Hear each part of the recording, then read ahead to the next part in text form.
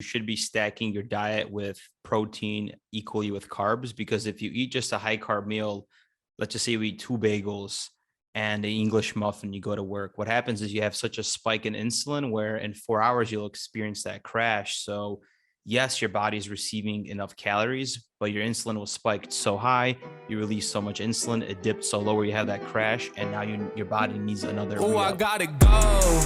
I've been working, told them please don't hit my phone. I'm in my zone, bruh, just leave me alone. Was on the road, but I swear I'm coming home. Now the drinks on me, I think we need a toast. See, I did it for me. Now my old friends calling, told them nothing's for free. Told me time is money, dog, swear I paid all my fees. I was starving for this game, now my family can eat.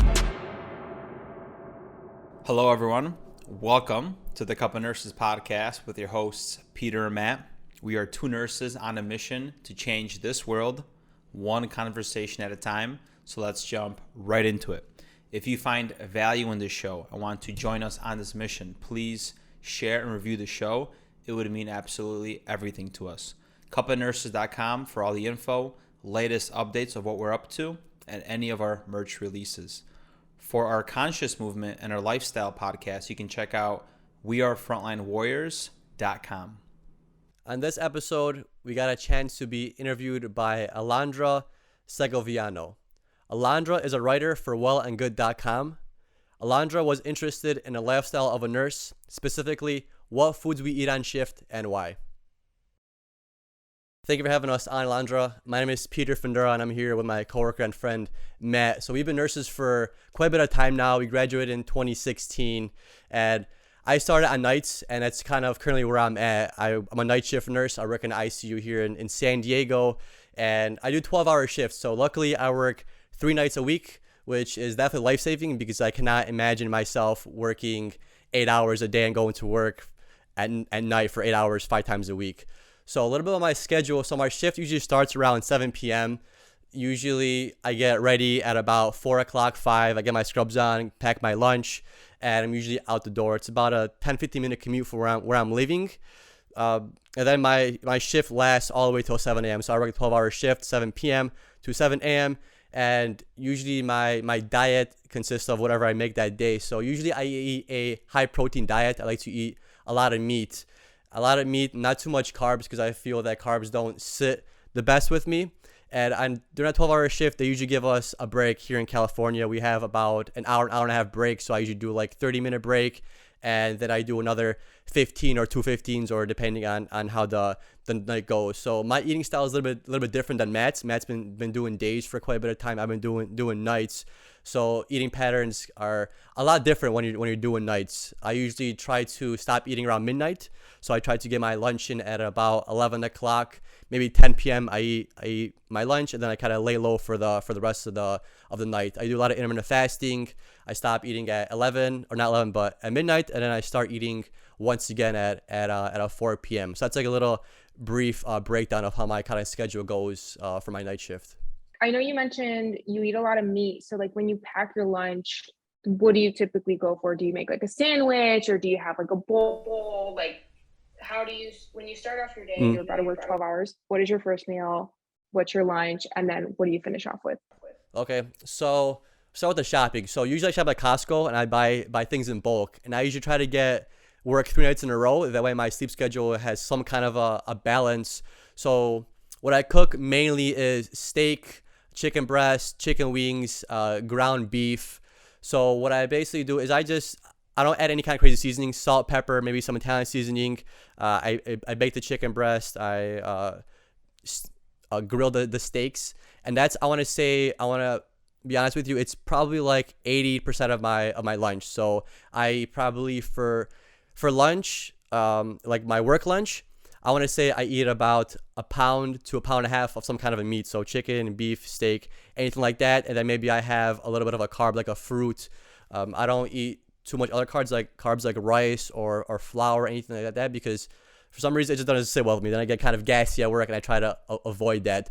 So my meals are very simple, and all day they're basically the same thing. So I meal prep, and I meal prep a bunch of pounds of chicken or steak that lasts me a couple of days. So starting from breakfast, what that looks like on a basically daily basis is I have like 3 eggs, maybe 2 or 3 pieces of bacon, and a piece of Ezekiel bread.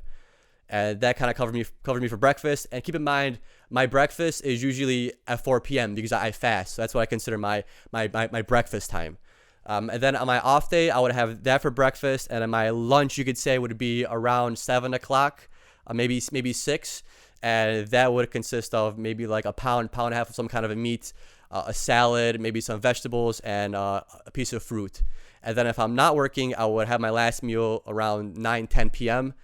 Same thing basically as I would eat for lunch, just a bunch of meat, maybe another salad, and maybe like a yogurt and some fruit. And that's basically my whole eating style. I'm very simple. I like to eat simple because I view food more as a fuel than enjoyment, you could say. I like to go out and eat, of course. I have a snack here and there, but mainly I need enough fuel to feed me because I also work out a lot. I go to the gym for about 2 or 3 hours a day, maybe like 5-6 times a week. So protein is definitely a lifesaver. It keeps me fuller longer. But when I do need some extra energy, I go to fruits. I don't really eat too much candy and any kind of sweets. Usually if I do have a carb or a fruit, it's usually with breakfast time before I work out, just to give me a little bit of energy. But like I said, a majority of my lunch, dinner, breakfast is just meat. It's very simple. I know it's kind of boring, but that's just the way I eat. Even when I was living in my parents' house, I'm Polish, so a lot of our nutrition, our diet is based around meat. In breakfast we had meat, lunch we have meat, and then dinner we have meat and potatoes. Protein, which is actually really good. You mentioned veggies and fruits a lot, but which ones specifically? Like, do you prefer like berries, strawberries, oranges, all that fun stuff? And then for veggies too, like which those are? Good question. So I got into a bad habit of buying all these vegetables and all these fruits, and what ended up happening is I don't eat them and they go to waste. So I would try to just buy a lot of vegetables, and it sounds good and it's a good idea to have, but then when it comes to it, I never eat them. So fruit wise, what I always eat is bananas, oranges, and berries. Berries, all strawberries, blueberries, raspberries, because they're naturally low in carb and high in antioxidants. So I don't, not that I feel guilty, it's just better for me if I have less carbs. So I try to stick more with the berries. For our vegetables, usually green, so a lot of spinach, kale, lettuce, tomato, cucumber, collard greens, bok choy when Matt's over. Nothing really too complex, because like I said, I don't end up eating it. It looks good in the cart and it's a good idea to have, but I've learned that sometimes too much variety is a bad thing. So very simple person when it comes to food. Buy bok choy when Matt visits. Because Matt got me started on that bok choy. So I never really had it up until he kind of introduced it to me last year. And I like it. I like putting it in a pan and just putting it with some butter and just sauteing it. And I just eat it with some mushrooms. Yeah, with teriyaki sauce or some orange chicken sauce. Something simple like that. And I enjoy it, so I eat it. I try to, like I said, I used to buy green peppers. I used to buy all these greens, and I all I did was look at them, and then I end up throwing away because they just go bad. So yeah, so that's like my number one. When people ask for diet advice, because we're all nurses and stuff, I just say get vegetables and fruits that you're going to eat. Don't overdo it just because it looks nice in a fridge, just because it's colorful. If you're not gonna eat it, don't waste your time with it. Yeah. Also too, like if you don't know how to cook with it, I feel like people are going to be less likely to even grab it because they don't know what to do with it, you know? Yeah, very true. My thing is, if you don't know how to cook it, just throw it in the pan with some butter. It's gonna end up tasting good. A little bit of salt and pepper and you're good to go. Yeah, exactly. Yeah. Have you ever noticed, like when you are working and then you are starting to feel that like mental fatigue, is there anything specifically that you reach in those moments, or is it similar to what you mentioned? Coffee. I'm a big caffeine addict. So like I said, I stop eating at midnight. Usually, sometimes it's like 1 a.m. depending on how busy work gets. But definitely protein. Protein always holds me over. So I try to get at least 1 gram of protein per pound in body weight. I try to get 1.5, and that keeps me full. And what I've noticed is if I eat closer to midnight when I'm working, it usually holds me off throughout the rest of the night. But I kind of have to force myself to eat more, just because I know I'm not going to be eating for such a long time. Sometimes I feel full and I have all this food left over to still eat, and I kind of force myself to eat it. And then it's kind of sucks. You're a little bloated and you're a little kind of slow in the beginning, but then probably like an hour later, you feel a lot better. And then once it's like 6 o'clock, 7 o'clock, 8 o'clock in the morning, you don't have those cravings as bad because you just filled up on a bunch of protein. And then protein shakes help a lot as well. Sometimes I don't get all my protein with just the meat because sometimes it's just hard to get all that one gram per body weight or 1.5. So protein shakes definitely help as well with some milk.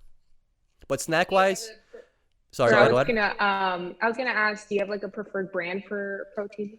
Protein Something powder? no, not really whey is probably the go-to. Something clean that doesn't have a lot of additives. All I'm looking for is a high protein content with not a lot of preservatives, not a lot of carbs. But whatever's kind of on sale, that's kind of quality protein. That's really I don't do vegetable protein. You know how they do plant-based protein. I'm not a big fan of plant-based protein because there's some studies that I looked into and I researched, and plant-based protein isn't as bioavailable and isn't as effective as meat protein. You're missing certain amino acids that you can get through plant-based. And I know everyone's going like plant-based, stay in the environment, whatever, but research shows that meat protein is a lot better for you than any kind of plant-based proteins because it's more bioavailable and it's more protein dense and has a lot more amino acids. So I'm a big carnivore. I was just gonna mention off Pete there, yeah, not to include the industrial seed oils that are in like Beyond Meat and the fake meat, which is just causing chronic inflammation in our body. Yeah, I was gonna say too, even with like the complete protein and like the complete amino acid profile, I believe it's like tofu and one other option that vegetarians and vegans can eat. So yeah, I read that whey protein is like the way to go. Yeah. I was just going to mention off the tofu. It's a great source of protein, but also it's very soy based, which is one, usually genetically modified, and two, it actually is an endocrine disruptor. So it mimics the same function as estrogen, which is disrupting your hormones. So maybe it could lead to infertility, hormone imbalance that could cause maybe migraines or headaches. So there's a lot associated with that as well to be careful for. Especially for dudes. Yeah, you're gonna get breasts, man. I was just gonna include that. Yeah. Yeah, no, that's a good point. So I think okay, so you mentioned foods. What about water? Because I know like you mentioned coffee, but like do you make sure to drink a certain amount of water throughout your shift, or is it again like when you kind of get a chance, or is it just like whenever you're thirsty? So funny that you asked because I base how much water I need to drink based off the color of my urine. And if it starts to get yellow, I know that I need to. Yeah, there's life. Yeah. So sometimes I'm at my work and I'm like, damn, my pee's looking actually yellow today. So I know how to bump up on my water. So there's not really a certain amount that I focus on. It's more like the color of my pee. Because of course, sometimes I have like a strenuous workout where I sweat a lot. So I'm going to need more water. So I don't say, hey, I need to drink a gallon of water or this much mLs per body weight. I just base off my pee. My body's telling me how much water it needs. If it's super yellow, I need to drink more water. If it's clear, it means I'm doing good. You had too many drinks and you broke your seal, man. Yeah. But for nurses, it's tough because sometimes I don't go to a bathroom until like 5, 6 o'clock in the morning. I hold my pee in for like 6 hours straight. So it's kind of rough to get all that water in sometimes as a nurse. But when my pee is definitely turning yellow, I at least try to chug a bunch of water in like a minute. When it's looking yellow, I just chug it. I don't always have time to spread it out throughout the day. I just kind of binge drink it. And plus, it keeps me fuller during nights as well when I'm fasting. Sometimes I just drink water just because I'm hungry, so I drink that. Or I also do liquid IV that has electrolytes. I do a lot of that. I don't really do a lot of juices, anything like that, just because of the carb content. And coffee, water is basically what I drink. Also LaCroix, any kind of something that's like not calorie dense, something like that. But mostly I drink water, alkaline preferably if available. I was gonna say you're all over the place in the hospital. I'm pretty sure if there was alkaline water available, that'd be nice. But yeah, unfortunately we don't have alkaline water in the hospital. But there's luckily I'm in San Diego and like 10-minute drive. There's like an alkaline water place, so we literally have like 3 5-gallon jugs or those big jugs, and we just fill them up. And I kind of bring a jug to work with me. well, I think that those are all the food items you have for your list, right? Yeah. I'm like I said, I'm very carnivore based. I eat a lot of meat. Carbs don't settle well with me. I get gassy, I get bloated, and I get hungry too quickly. So like I said, most of the stuff I eat is protein and derived from meat. Like I said, there's this giant plant-based craze, but never got into it. I did try to go vegan one time with Matt for a few months, and all only thing that happened was I gained a bunch of weight because I was eating a bunch of carbs and not enough protein. So I'm a very big proponent of protein, and I think people definitely need to eat meat in their diet. It should be a staple. It's so funny because I'm vegetarian. Are you? Oh, Dan, maybe I can give into here. Maybe I'll send you a few research studies here. That she's gonna look up the tofu stuff, man. Yeah. I Yeah. Do you take vitamins like iron or B12, anything like that? So I eat a lot of nutritional yeast that has that B12 in it, so I don't have to supplement, thankfully. But I know when I initially started, like I didn't really know how to fuel my body the best. Like, sorry if I Hear us talking about food. Yeah, he's like, you have to feed me. But when I initially went vegetarian, I didn't know how to like balance my meals. So I was also in college at the time. So I had like tater tots and black beans with salsa on top. The nastiest. But it was so good. It was like a college meal. So why did you become vegetarian? I actually meat would bother my stomach a lot. Like I would always have sharp pains. I don't know if maybe just the way that meat is handled in America was bothering me, but I noticed once I cut it out, like I didn't have those issues anymore, and I kind of just stuck with it. Yeah. So it's like I know a lot of people when they're vegetarian or they're vegan, they're like, it's my brand, but I honestly just tell people I just don't eat animal meat, and then that's it. Yeah, I mean, we're all different. We all different bodies. You know, some people can't handle protein, like I handle protein, and that's the thing. People hop on these diets like keto, carnivore diet, vegan, vegetarian, pescatarian, and it's like usually with the aim of losing weight. But all those diets are really doing to you is you're eliminating something. So they're all basically elimination diets. And of course, if you eliminate something that you normally eat, you're consuming less calories, so you're gonna lose weight regardless, no matter what diet you're on. But you have to eat the foods that your body likes. Like you said, you don't eat a lot of meat because it doesn't settle well for you. I don't eat a lot of carbs because they don't settle well with me either. So you have to kind of figure out your own. There's no one diet for every individual out there. Precision nutrition, right? Yeah, for sure. Well, since you listed all yours, now it's Matt's turn. Okay. I'm gonna try to do the best I can not to mimic, because we kind of have the same lifestyle for the most part. Do you want me to go about the whole shift thing and all that stuff too? Or just go over food options more because you already understand now the life of a roller, how the schedule is for the most part? Yeah, that's a good point. You can just go into your list of foods. Okay. So when it comes to the morning time breakfast, I always have eggs as a staple. As you know, they have the full complexity of the amino acids, protein, all that good stuff. So usually 3 eggs with some mushroom, spinach in it, sometimes some bacon, and on the side I'll have a toast of Ezekiel bread, usually with some spread with cream cheese and cut up cucumbers, salt, pepper there, and then on the side you could prepare like tomatoes, cucumbers with some green onion. That tastes really good. And when it comes to the rest of the meals, of course, there's like 4 main categories that you should be living healthy as a lifestyle, right? You need your protein, which is from the meat. You have your vegetables and fruits that give you minerals and vitamins. And then you have your nuts and seeds that give you the healthy fats and all the other vitamins and everything else. So that's like the staple, right? So if it's going to be lunch or dinner, if you have some red meat, maybe steak, flank, you maybe have chicken, maybe some ground meat, you can make like not salads, I should say. What am I saying? You could use, so when you go to a grocery store, you like to figure out what you want to get. So for the most part, you can label out your day of what you should be kind of pairing up, right? So if you have red meat, what does it go well with? You could have some asparagus, maybe a potato. You can make a salad. Boom, you have your one meal. Another meal, you're thinking about ground beef. Okay, I could put that, I could cook it as ground beef. I could make tacos out of it, which is awesome and easy to do with tortilla and salsa verde and all that. And you could also make your dishes as far as using some quinoa, cooking with some ground turkey.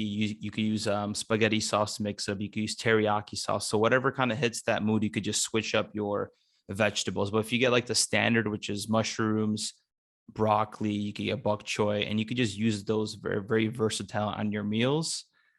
Another awesome one is Swiss chard. So it's really healthy and it's really easy to make. What I like doing is just cutting it up, cooking it on some butter, If you're vegan or vegetarian, you could cook it on an olive oil, whatever it is, with some garlic. You let it boil up a bit on the pan, and then just some salt, pepper, and it tastes phenomenal. Um, what else do we have? When it comes to hospital snacks for nurses that are easy to make, one of them is overnight oats. Very simple to make, right? You could just 2-3 cups of oatmeal, then you just do a 1-to-1 ratio with water or milk if you choose.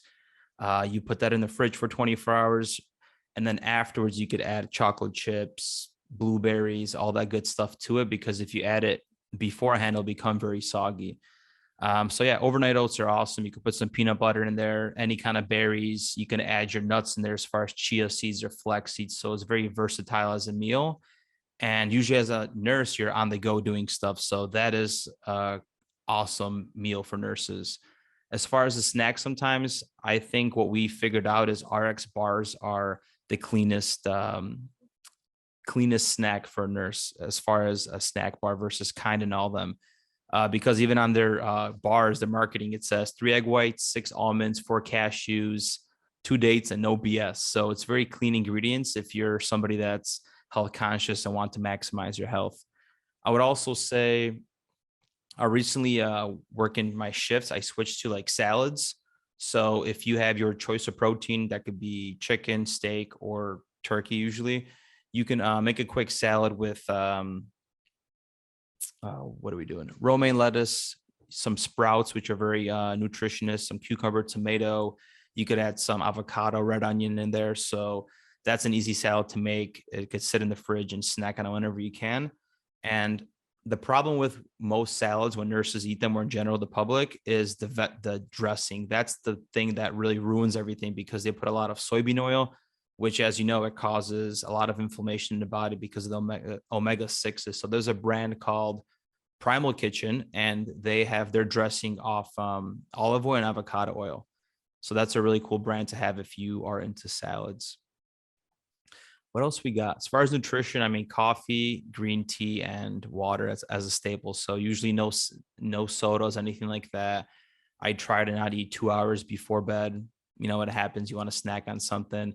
And as far as like snacks throughout the day, fruits are the way to go. So you could cut up some pineapple, put some tahini on it. You could cut up some blueberries, mix it with some Greek yogurt, put some granola on there, chia seeds, and use all those ingredients. So yeah, cherries recently, I've been loving those. And You mentioned salads real quick. I remember, so sometimes what I do when I'm getting bored of like just the typical side salad, sometimes I do is a bacon broccoli salad, which is bacon. You cut up, you pan fry it, cut it into little pieces, throw it with some broccoli, and then with for like the glaze or the sauce, it's mayo. So try to get like clean mayo. You could get clean mayo fairly easily with all the extra preservatives. A little bit of mayo mixed in with vinegar. You just mix it. I don't have the exact measurements because I cook like a Polish mom, and I just use eyeball everything basically.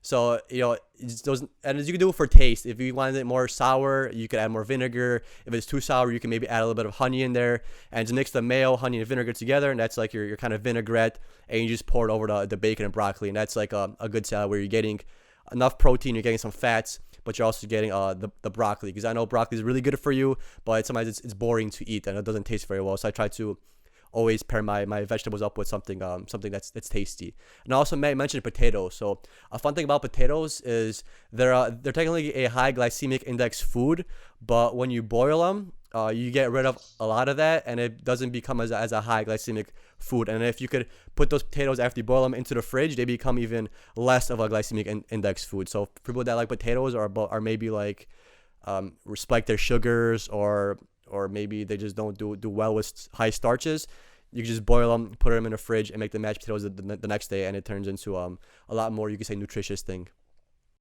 You bring up a good point there, Pete, because you should be stacking your diet with protein equally with carbs, because if you eat just a high carb meal, let's just say you eat 2 bagels and an English muffin, you go to work, what happens is you have such a spike in insulin where in 4 hours you'll experience that crash. So yes, your body is receiving enough calories, but your insulin was spiked so high, you release so much insulin, it dipped so low where you have that crash, and now your body needs another re-up. And most people are coasting throughout their day on this up and down thing because of the glycemic index versus eating oatmeal. It's more of a complex carbohydrate. It takes longer to break down, and you won't feel those crashes. And also try to get clean oatmeal, because what's that one thing in a lot of oatmeals, Matt, that's illegal in Europe? Yeah. So try to get that. A lot of these like high-end brands, they have the glyphosate in there, so you gotta kind of be careful. So you gotta Google it, because we try to minimize as much processed things and as much you can say pesticides as you can. Of course, it's impossible to completely avoid them, but we try to eat as clean as possible.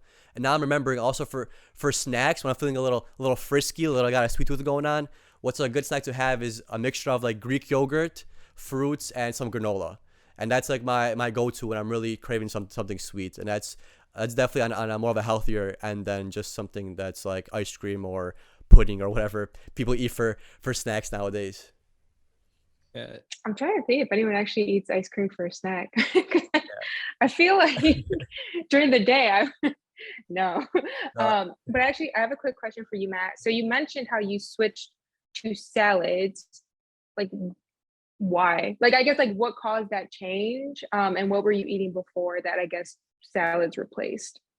Great question. Just being conscious of how much vegetables you're consuming. So if I'm not consuming enough vegetables, I'm just being honest with myself. Like, it's okay. Hey, how can we include them more? All right. Make sure with every meal you could throw something in. And salads are just easier because if you're trying to cut down some weight, you're minimizing the carbs from a potato or whatever else. So you're just leaning out at that point. So depending on your fitness goal, you could be making that switch. But of course, diet versus lifestyle, it's always better to have a lifestyle of choosing the salad versus trying to eat a salad only when you're trying to reach a target weight and then bounce back because you switched over back to potatoes. So yeah, balance is key in that case. Got it. I was also gonna say, you mentioned overnight oats, and I know there's a huge debate because I feel like people either love overnight oats or they hate it. So I guess like some people complain about like the texture or like just how it, I don't know, I guess people prefer like cooked oats as opposed to overnight oats. So I guess, is that an issue for you, or do you just naturally, like, do you just enjoy it and you don't have any like? Yeah, I have. Yeah, my palate is fine where it tastes good. I put the right things in it. So afterwards, when I mix the fruits and maybe put some honey on top, it tastes really good. I have no issues with the texture. So you're all for the overnight oats? I'm for the oats. I love both ways of oatmeal being cooked. Yeah. For sure. Well, I mean, those are like the main questions I had. I guess in general, I know you stressed a lot how, it's important to figure out what you need, right? To make sure you feel good when you're working, and then also get those vitamins and minerals and all those nutritious food options. But is there anything else you would want to add or you would want featured? Just for context, in the article, it's going to look like an intro, and then it's going to have a listicle where it's going to have each option with like more context that you both provided on each option. And then there's a footer at the bottom that kind of just wraps up the whole article. So is there any tips that you would provide to nurses, just, when they're thinking about, how to meal prep for the day, especially when they're about to work 12 hours? Like, is there any tips that you would provide? I would say mostly just to be aware of those 4 categories you want to get your main nutrition from, right? So your protein, in this case, it could be meat or tofu. Then you have your vegetables. So make sure you're getting that throughout the day. You have your fruits, and then your nuts and your seeds. So as long as you have 4 of those categories down, you're going to be well off in your lifestyle and your nutrition. I would say avoid high sugary foods when you're at work, because, well, what Matt mentioned, you're going to get a nice spike of energy, but then you're going to end up crashing. And also, if you're trying to change your diet habits or your lifestyle, feel free to explore new foods, but actually eat the foods that you're going to actually stick to. Like, for example, if you, for some reason, can't stop eating pistachios or can't get away from not eating granola or something, then it's okay to have that, but work around that as well. If you're trying to have certain goals, and if you don't have goals with your diet, that's not a bad thing. Just like Matt said, try to eat a diet based on all the whole foods, everything like that, and don't just start a diet just to lose weight. Change your lifestyle. It's all about the lifestyle. diets are only temporarily, and if you think of your nutrition as a diet, you're never going to be satisfied. You're always going to be changing. You're always going to be unhappy, because you're always going to be looking at doing something different than like your standard. And gear your diet towards your body. If protein, meat doesn't work well with you, minimize it. Try something else. If carbs don't sit well with you, minimize, eat something else. And also, one thing is fats. I feel a lot of people are scared of fats, and a lot of people don't know that you need to consume fat for your hormones. You could have a lot of hormone imbalances, a lot of problems with your body if you don't consume enough fats. So avoid trans fats. Just get your healthy fats in through avocados, through different kind of meats if you're a meat eater, because a lot of people say, hey, I'm going to lose weight, I'm going to burn fat by stop eating fats, but then they start getting different kind of GI issues, different kinds of rashes or whatever, because a lot of our hormones are also made in our gut. So if you don't have a happy gut, you're not going to have good hormones. Yeah, I actually wrote an article on how gut health can actually impact mental health as well. So there's a whole conversation around that. So I think too, it's like the more you diversify and you fuel your body, just overall, it's going to help with your health. But those are all of the questions that I had. I know I mentioned talking through. Yeah, go ahead. Cool. Go ahead. This is for the nurses. Caffeinate properly, because a lot of us drink caffeine and they say, okay, and I could just knock right out. But you should be caffeinating your dose properly, where, hey, if you're going to bed at 10 p.m., you should probably cut off your caffeine by 2 p.m. because the half-life of caffeine lasts longer in your body, and that's going to directly impact your REM sleep. So you're trying to caffeinate to stay awake, but then your body's not properly resting when you're going to sleep, and it creates this toxic loop of needing caffeine to stay awake. Yeah, I got one more thing too, because you just reminded me, especially for night shifts. I highly recommend nurses doing some kind of intermittent fasting for night shifts, because your body is so thrown out of whack. You working nights, you should always try to keep something normal. So maybe you don't have to go as wild as doing the 18 and 6, where you fast from midnight to 4 p.m. and then eat from 4 p.m. to midnight, but maybe something a little less heavy, maybe a 12-hour fast, where maybe you stop eating at midnight and then start eating, more towards it in the morning. Because I see a lot of nurses, they eat all night and they have problems with their gut, problems with staying awake, with falling asleep, they get GERD, things like that. So that usually happens is because your body normally is used to, and your circadian rhythm is used to sleeping at that time, at 4 o'clock in the morning, 2 o'clock in the morning, 1 o'clock in the morning. Your body's supposed to be sleeping. So try to kind of avoid that. Try to load up yourself on foods before your kind of sleep time, you could say. I know you're working, but when you think your body's going to be resting, so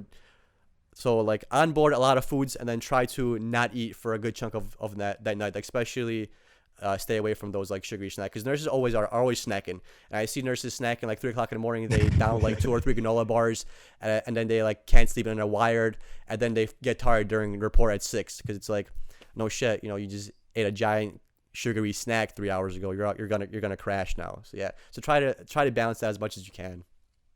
How long does it take to get used to a night shift? Never. I was gonna say, from how it sounds like it, I don't know, because I know a lot of people that are nurses and they work night shifts, and I'm just I don't know how y'all do it, because I feel like that requires so much. Yeah, it does. So for me, what I do basically, I try to first of all align my nights. So I try to do 3 in a row. Of course, this contract is they're kind of not very compliant with my requests, but usually I try to get 3 in a row. And then for a night, I get tired, so I stay caffeinated. I probably drink 2 or 3 cups of coffee from midnight till 6 a.m. I don't have any problems falling asleep when I get off, so that's lucky for me. But what I do is to kind of throw my body back into a homeostasis, you could say, is when I get off my 3 in a row, I don't go to sleep the next morning.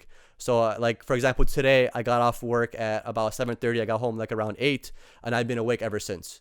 So I stay awake, and I go to the gym, I work out, I do some light mental work. I don't do anything complex, because of course I'm not 100%, I'm not performing at my optimum, but maybe some basic work, read over some blog posts, maybe write some ideas, do some laundry or stuff around the house. And like I said, I work out for 3 hours to stay awake, and then I stay awake till about 9-10 p.m. and then I crash. But then I crash where I could sleep throughout the whole night, and I wake up at a normal time, 8 o'clock in the morning, 9 o'clock in the morning. Because what I have noticed is that improves me a lot more, because what I used to do is I used to go to sleep after I do my 3 in a row. I would go to sleep at 8 o'clock in the morning, and I would wake up at 4. and then I would do a few things around the house, and I couldn't sleep. So then I would go to sleep at like 2 or 3 o'clock in the morning, and I'm back into the same dilemma and problem I was at. So I forced myself to stay awake for that whole day when I get off. It's hard. I look tired. It is what it is. But for my body, once I get past noontime, I'm good, because I straight from work, I hit the gym. I hit it hard. It's the hardest thing I do all day, and then my body kind of just almost like subconsciously slips back into homeostasis, like a normal lifestyle. It's hard to do. It was hard to do. It probably took me a solid month and a half to get used to it, but I feel so much better afterwards. Well, that's good. I mean, I don't know if I'd be able to do it, but You can do it. I don't know. Start doing SEO blog. What's it called? Reviewing at 3 a.m. to like 6 a.m. See how it feels. Maybe you need some meat in your diet. I feel like if I had meat, because it's been like 6 years now, I feel like if I had meat, like my body would go into diarrhea. I don't know. I'm pretty sure I would have like stomach pains. Like I just feel like it would be a mess. So I don't know if I'll eat meat anytime soon. Do you eat seafood? What about seafood? No. That's something we should have mentioned too. Like salmon is a staple that we try to eat like at least once a week, to be honest, and specifically the North Atlantic one, because that one doesn't have they don't put food coloring in or antibiotics. They put like the yellow color in the feed, so the salmon looks more like pinkish and whatever color they want it to be. Yeah. Red 6, I believe, or red 7. 6, yeah. Yellow 40, blue 60. I did not know that. That's good to know. I don't eat salmon, but I know people that do, so I'll flag that to them.